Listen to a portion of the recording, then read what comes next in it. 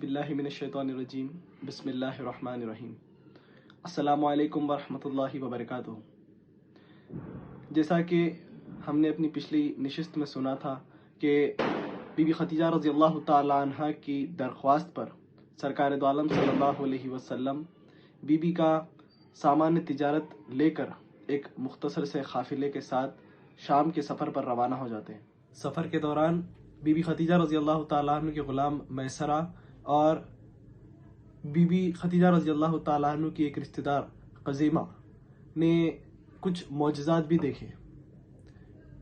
अरब की सरजमीन पर सूखे दरख्तों की टहनियाँ जहाँ बवाले जान होती हैं, वहीं पर गर्म रेगिस्तान की जो तपिश है वो लोगों को पिघला कर रख देती है। ऐसे वक्त में जब सरकार दो आलम सल्लल्लाहु अलैहि वसल्लम एक सूखे दरख्त के नीचे बैठते हैं, आराम फरमाते हैं, तो उस दरख्त की टहनियाँ सरकार दो आलम सल्लल्लाहु अलैहि वसल्लम की बरकत से हरी भरी हो जाती है। उसी मुकाम पर एक राहिब नस्तुर आ रहा करता था। उसने कहा कि पेशीनगोइयों और मुक़द्दस किताबों की रोशनी में इस हकीकत के इजहार में तामुल नहीं कर सकता। मुझे बताया गया है कि इस दरख्त के नीचे एक पैगंबर आकर क़याम करेंगे, जिसकी बरकत से सूखी डालियाँ हरी भरी हो जाएंगी। उसके हाथों में इंजील के नोश्ते थे, जिसे पढ़ पढ़ कर वो लोगों को सुना रहा था। तवक्कुह के बरक्स बीबी खदीजा रज़ी अल्लाह तआला अन्हा के माल में मुनाफा हुआ। सरकार दो आलम सल्लल्लाहु अलैहि वसल्लम ने सारा मुनाफा और माल जूं का तू बीबी खदीजा रज़ी अल्लाह तआला अन्हा के सुपुर्द कर दिया। बीबी खदीजा रज़ी अल्लाह तआला अन्हा हैरान थी कि अरब के उस माहौल में जहाँ पर लेन देन खरीद फरोख्त के ताल्लुक़ से कोई ईमानदारी नहीं दिखाई जाती थी, किए गए वादों को तोड़ना ताजिरों की आदत, कारोबार में धोखा देना ताजिरों का शेवा था। मोल तोल खरीदो फरोख्त में आए दिन झगड़े और खून रेजियाँ होती थी। ऐसे माहौल में इस कदर ईमानदार, दियानतदार, अहदो पैमा का पक्का, वादे का सच्चा मिलना काफ़ी हैरानी वाली बात थी। सरकार दो आलम सल्लल्लाहु अलैहि वसल्लम की पाकबाजी की कस्में तो सारा अरब खाया करता था। शाम की औरतें दिलकश रानाइयों के लिए दूर दूर शहरियत रखती थी, मगर सरकार दो आलम सल्लल्लाहु अलैहि वसल्लम को शाम में तिजारत के दौरान किसी को नज़र उठाकर देखते हुए नहीं देखा। सड़कों, गलियों, बाजारों से जब सरकार दो आलम सल्लल्लाहु अलैहि वसल्लम गुजरते तो आप सल्लल्लाहु अलैहि वसल्लम की निगाहें नीची होती। आप सल्लल्लाहु अलैहि वसल्लम जैसी नेक बाबरकत हस्ती मसूद ना तो आज तक किसी ने देखी है और ना ही किसी ने सुनी है। बीबी खदीजा रज़ी अल्लाह तआला अन्हा की दुनिया वीरान थी, आप बेवा थी। सरकार दो आलम सल्लल्लाहु अलैहि वसल्लम सा शख्स पूरे अरब में और कोई नहीं था। ईमानदारी, दियानतदारी से आप ज़ाती तौर पर वाकिफ़ थी। शर्म, हया, पाकीज़गी के क़िस्से मैसरा और क़ज़ीमा ने सुना दिए थे। उसके बाद बीबी खदीजा रज़ी अल्लाह तआला अन्हा ने अपना पैगाम सरकार दो आलम सल्लल्लाहु अलैहि वसल्लम को भेजा और आप सल्लल्लाहु अलैहि वसल्लम ने इस पैगाम को कबूल कर लिया। बहरहाल अबू तालिब के हमरा आप सल्लल्लाहु अलैहि वसल्लम बीबी खदीजा रज़ी अल्लाह तआला अन्हा के मकान पर पहुँचे। अबू तालिब ने खुतबा निकाह पढ़वाया और इस तरह दो अजीम हस्तियाँ रिश्ता मुनाकिहत में बंध गईं। अल्लाह ताला ने अपने महबूब सल्लल्लाहु अलैहि वसल्लम के अब तक के जलवों से अरब वालों पर एक बात तो जाहिर कर दी थी कि मोहम्मद सल्लल्लाहु अलैहि वसल्लम कोई मामूली हस्ती नहीं है। इनसे दीन इलाही और तौहीद के पैगाम को आम करना है। मोहम्मद सल्लल्लाहु अलैहि वसल्लम की अब तक की हयात मुबारका अरब वालों के लिए जहाँ पर मिसले राह बनी हुई है, वहीं पर अल्लाह ताला अपने महबूब सल्लल्लाहु अलैहि वसल्लम की सीरत मुबारका से इस बात का पैगाम दे रहा है कि अल्लाह ताला उस हस्ती मसूद को मबूस फरमा रहा है जो दुनिया के सबसे ज़्यादा हसीन तरीन अशखास में से सबसे हसीन है, जिसके अखलाक सबसे ज़्यादा हसीन है, जिसकी गुफ्तार शीरीन है, जिसका हर अमल नेकियों से भरा हुआ है, जो सबके लिए बास रहमत है। एक बार जो मोहम्मद सल्लल्लाहु अलैहि वसल्लम का चेहरे मुबारक देख ले, यकीनन उसकी सारी परेशानियां ख़त्म हो जाएंगी।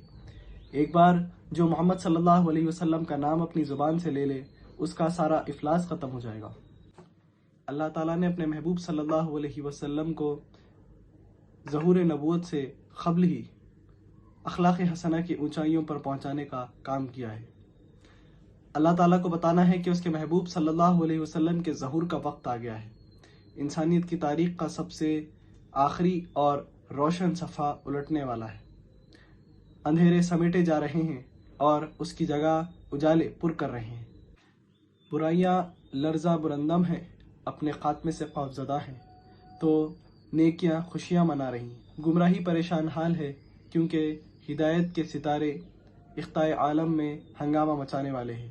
غرض کہ کائنات کا ہر ذرہ تبدیلی کے احساس میں دکھائی دے رہا ہے۔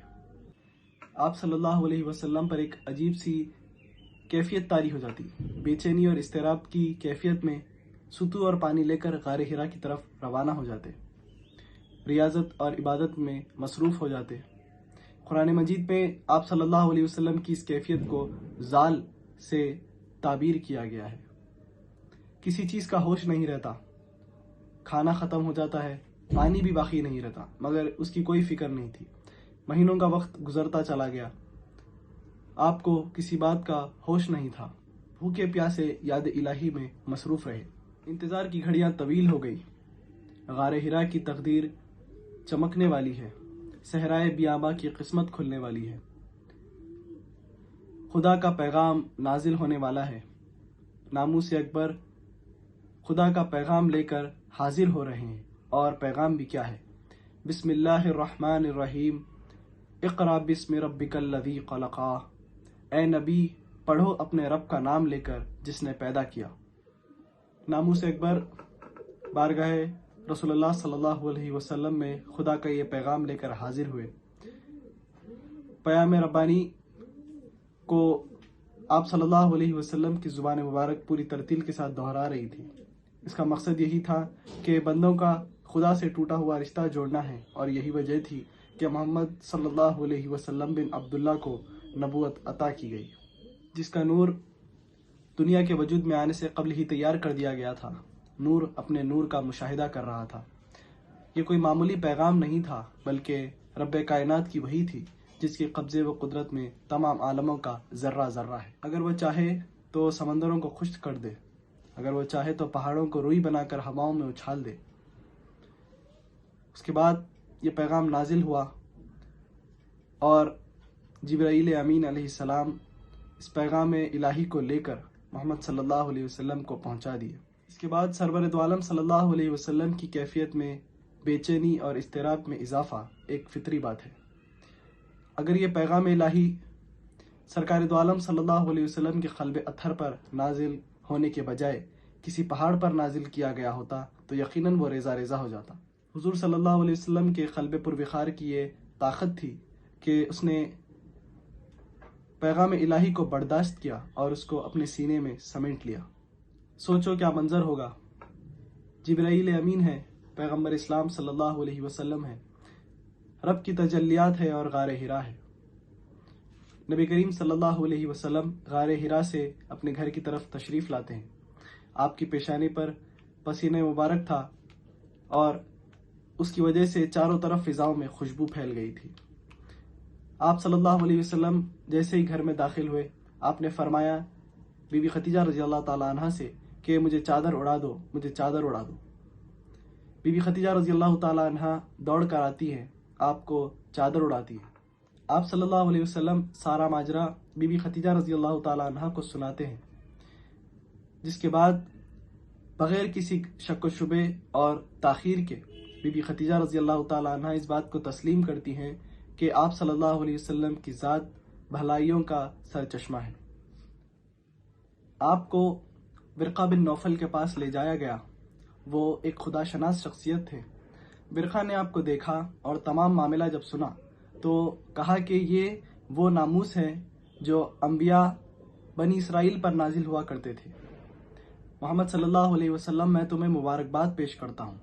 اس طرح سے بی بی خدیجہ رضی اللہ تعالیٰ عنہ آپ صلی اللہ علیہ وسلم کے رسالت کے اعلان کے بعد لبیک کہنے والی پہلی خاتون بنی۔ اللہ رب العزت نے اپنے محبوب صلی اللہ علیہ وسلم کو جس کام پر معمور کیا ہے وہ کوئی معمولی کام نہیں ہے۔ جس قدر یہ فرض आला व बरतर है, उसकी तकमील में बेशुमार सऊबतें, रुकावटें, मुखालिफतें हैं। ताजदार कौन मकां की राह में कांटे बिछाए गए, आपके सर मुबारक पर खाक डाली गई। इजहार हक की पादाश में आपको गालियां भी सुननी पड़ी और पत्थरों के वार से आप सल्लल्लाहु अलैहि वसल्लम का जिस्म मुबारक लहू लोहान भी हुआ। इन तमाम मुश्किलों और मसाइब का सामना पैगंबर इस्लाम सल्लल्लाहु अलैहि वसल्लम ने खंदा पेशानी से किया। जब ऐलान हक, इजहार हक का वक्त आ गया तो आप सल्लल्लाहु अलैहि वसल्लम सिफा पहाड़ी पर जलवा अफरोज हुए। तमाम अहले मक्का को वहां पर बुलवाया। मक्के वालों ने ये बात सोची कि पाकीज़ा, ईमानदार, दियानतदार, हक शनास मोहम्मद सल्लल्लाहु अलैहि वसल्लम बिन अब्दुल्ला बुला रहे हैं तो कुछ ना कुछ बात तो होगी। हुजूम जमा होने लगा। हुजूम में अरब के मुअम्मर लोग, नौजवान और बच्चे शामिल थे। आप सल्लल्लाहु अलैहि वसल्लम ने उस भीड़ से मुखातिब होकर कहा कि मैं इस ऊंचाई पर खड़ा हूं और अगर तुमसे कहूं कि मक्के पर चढ़ाई करने के लिए एक लश्कर हमारे करीब आ रहा है तो क्या तुम इस बात को यकीन कर लोगे? तो भीड़ से आवाज़ आई कि हाँ, हम यकीन कर लेंगे। फिर फ़खरुल मौजूदात ने आवाज़ लगाई और कहा कि ये तो समझाने के लिए एक मिसाल थी। तुम यकीन कर लो कि मौत तुम्हारे सर पर है और तुम्हें अल्लाह के सामने हाजिर होना है। ए अरब वालों, जिस तरह तुम दुनिया और उसकी चीज़ों को देखते हो, मैं उसकी आखिरत को देख रहा हूँ। बुतों की परस्तिश करने वाले लोगों के लिए मोहम्मद सल्लल्लाहु अलैहि वसल्लम का ये पैगाम बहुत ही अनोखा था। उनके दिलो दिमाग में आखिरत का तसव्वुर नहीं था। अबू लहब अपने गधे पर सवार था। खजूर की छड़ी से खाक उड़ाता हुआ कहने लगा कि क्या इतनी सी बात के लिए तुमने इतने सारे लोगों को तकलीफ दी है? लोग छेमी गोइयाँ करते हुए अपने अपने घरों को लौट गए, मगर वजह तख्लीक़ कायनात के अल्फाज ने उन्हें तज़ब्ज़ुब में डाल दिया था। वो ये सोचने पर मजबूर हो गए कि मोहम्मद सल्लल्लाहु अलैहि वसल्लम ने कभी भी झूठ नहीं बोला, कभी दरोगोई नहीं की, तो अब ये बात क्यों कर झूठ बोलेंगे। हजार मुंह हजार बातों का बाजार गर्म हो गया। उधर कुए सिफा पर ऐलान हक के बाद प्यारे हबीब सल्लल्लाहु अलैहि वसल्लम ने ना सिर्फ मक्का बल्कि तमाम आलम अरब के लिए इस पैगाम वहदानियत की आम तबलीग करने लगे। आप सल्लल्लाहु अलैहि वसल्लम गली कूचों में जाकर खुदाए बरतर की किबरियाई बयान फरमाते और लोगों को यौम आखिरत से डराते थे। सीनों पर सदियों की गर्द जमी हुई थी। झूठ, फरेब, मक्कारी, जिना, शराबखोरी ने दिलों को सियाह कर दिया था। आसानी से ये मैल कुचैल साफ होने वाला नहीं था। यही वजह थी कि पैगंबर इस्लाम सल्लल्लाहु अलैहि वसल्लम के अल्फाज सुनकर भी वो लोग बहरे बने हुए थे। मगर अल्लाह ताला ने अपने महबूब सल्लल्लाहु अलैहि वसल्लम की सुरखरुई का फैसला कर लिया था और अल्लाह ताला जो फैसला करता है वो हर हाल में पूरा होता है। इस्लाम का अब इब्तिदाई दौर है। दीन की तबलीग का काम जारी है। सबसे पहले बच्चों में ईमान लाने वाले हजरत सैयदना अली करमुल्लाह वजह, औरतों में सबसे पहले ईमान लाने वाली बीबी खतीजा रजी अल्लाह ताला अन्हा है। आज़ाद मर्दों में सबसे पहले ईमान लाने वाले हजरत सैयदना अबू बकर सिद्दीक रजी अल्लाह ताला अन्हु। गुलामों में सबसे पहले ईमान लाने वाले हजरत सैयदना बिलाल हबशी रजी अल्लाह ताला अन्हु और ईमान लाने वालों में जैद बिन हारिस रजी अल्लाह ताला अन्हु का नाम भी शामिल है, जिन्होंने सबसे पहले ईमान लाया। आप सल्लल्लाहु अलैहि वसल्लम ने दीन हक की तबलीग के मकसद से तमाम अहले मक्का को अपने घर दावत पर बुलवाया और लवाजिमात से पाक ताम का एहतमाम किया, मेहमानों की ज़ियाफ़त की और खंदा पेशानी के साथ सबकी मेहमान नवाजी भी की। बनु हाशिम के सिवाय कोई मौजूद नहीं था। जब सब खा पी कर फारिग हो गए, उसके बाद आप सल्लल्लाहु अलैहि वसल्लम ने अपना मकसद बयान किया, मगर वहाँ पर मौजूद अबू लहब चालाक था। वो समझ गया था कि क्यों नबी दो जहां सल्लल्लाहु अलैहि वसल्लम ने दावत का एहतमाम किया है। ना तो कोई शादी है, ना कोई खुशी का मौका है और ना ही कोई त्योहार है, फिर भी मोहम्मद सल्लल्लाहु अलैहि वसल्लम ने इस दावत का एहतमाम किया है। इन दिनों तो मोहम्मद सल्लल्लाहु अलैहि वसल्लम पर सिर्फ खुदाए वाहिद की धुन सवार है। उनका ये पैगाम है कि नेक काम करो बुराइयों से इज्तनाब करो, खुदाए वाहिद की इबादत करो और बुतों की परस्तिश छोड़ दो। सबको खुदाए वाहिद के हुजूर में एक दिन पेश होना है, उसके लिए कुछ नेक काम कर लो। पहले दिन अबू लहब ने इन सारी बातों को पेश नज़र रखते हुए ये सब मंतख में लोगों को उलझा कर रख दिया। अगले रोज़ फिर सरकार दो आलम सल्लल्लाहु अलैहि वसल्लम ने दावत का एहतमाम किया, अपने अजीज़ों को दावत इस्लाम दी। दावत हक़ और तबलीग आम में कोई फ़र्क और इम्तियाज़ ना था। आप सल्लल्लाहु अलैहि वसल्लम ने जो बातें गैरों के सामने की, वही बातों को अपने अजीज़ों के सामने भी दोहराया। अमीरों की महफिल हो या गरीबों से मुलाकात हो, दीन हक़ के ताल्लुक़ से आप सल्लल्लाहु अलैहि वसल्लम वही बातें दोहराया करते थे। मगर मुश्किलें तो आईं, क्योंकि हक़ को तस्लीम करना लोगों के लिए थोड़ा मुश्किल ही होता है, मगर हक़ परस्तों के लिए इसको तस्लीम करना मुश्किल नहीं होता। जब हज़रत इब्राहीम अलैहिस्सलाम ने तौहीद की सदाएं बुलंद की थी, तो चांद सितारों बुतों की परस्तिश करने वाली कौम बिगड़ गई। उनका ये कहना था कि क्या अज़र का बेटा इतना हमसे ज़्यादा अक्लमंद हो गया है? क्या इतने बड़े मर्तबों पर फायज़ शख्सियात बिल्कुल नासमझ है? ऐसे ही कुछ हालात खातिमुन नबीयीन सल्लल्लाहु अलैहि वसल्लम को दरपेश थे।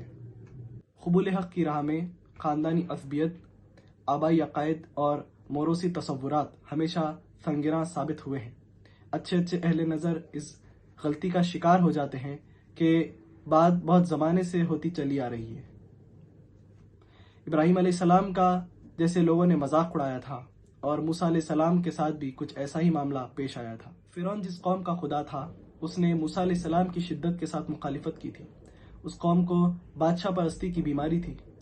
वो लोग ये समझते थे कि जो तख्त व ताज का मालिक होता है वही खुदाई का दावेदार भी होता है, और उसको सजदे करने लगते थे। और जबर इस्तिबदाद से शिकार कौम अपने बादशाह को खुदा तसव्वुर करने पर मजबूर हो जाती थी। इंशाअल्लाह फ़ख्र मौजूदात नबी करीम सल्लल्लाहु अलैहि वसल्लम की सीरत मुबारका के और भी मुख्तलिफ गोशों पर रोशनी डालने की कोशिश हम अपनी अगली नशिस्त के ज़रिए ज़रूर करेंगे। वाक़िर दावाना अल्हम्दुलिल्लाहि रब्बिल आलमीन। शुक्रिया।